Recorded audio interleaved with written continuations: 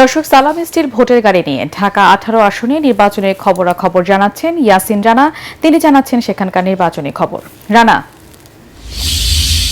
এখানে ঢাকার আসনে বিএনপি নমিনেশন পেয়েছেন এস এম জাহাঙ্গীর হোসেন। এছাড়া বিএনপির আরেকজন প্রার্থী রয়েছেন এম কফিল উদ্দিন। উনি ঢাকা মহানগর উত্তর বিএনপির যুগ্ম আহ্বায়ক। উনি কফিল উদ্দিন নির্বাচন এখানে থেকে করছেন, ভোটের মাঠে প্রচারণা চালাচ্ছেন, প্রত্যেকটি এলাকাতে যাচ্ছেন। এছাড়া জামাতের এখানে আসনে প্রার্থী রয়েছেন অধ্যক্ষ আশরাফুল ইসলাম।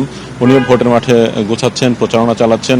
আপনি জানেন যে আগামী 25 ডিসেম্বর বিএনপির ভারপ্রাপ্ত চেয়ারম্যান তারেক রহমান বাংলাদেশে আসবেন। তখন এখানে সেই উপলক্ষে আসলে বিএনপির যারা নেতাকর্মী রয়েছেন, তারা প্রার্থীরা রয়েছেন, তারা এখানে ব্যস্ত সময় পার করছেন। তারা এই এলাকাগুলোতে নেতাকর্মীদের গোছানোর জন্য এখানে উঠোন বৈঠক করছেন, মতবিনিময় সভা করছেন।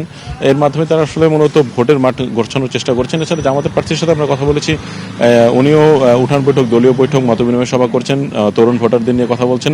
আমরা প্রার্থীদের সাথে কথা বলেছি যে তাদের যে মূল তাদের নির্বাচনী প্রতিশ্রুতি, সেই প্রতিশ্রুতির মধ্যে রয়েছে যে উত্তরা রেল লাইনের ঠিক পূর্ব পাশে দক্ষিণখানে এবং উত্তরখানে এবং খিলক্ষেত এলাকা রয়েছে। এই এলাকার ভোটার সংখ্যা বেশি হলেও এই এলাকার একদমই অনুন্নত রাস্তাঘাটের সমস্যা।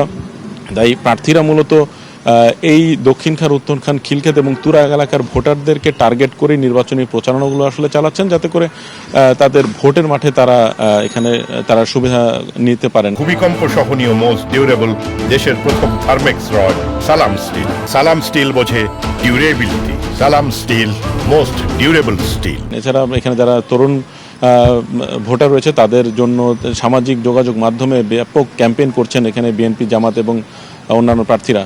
আপনি একটি বিষয় জানিয়ে রাখছি, বিএনপির যেহেতু দুইজন প্রার্থী, দুইজনই আমরা যতটুকু খোঁজ নিয়েছি ভোটারদের মাধ্যমে, দুইজনই প্রায় সমান পরিমাণ জনপ্রিয়।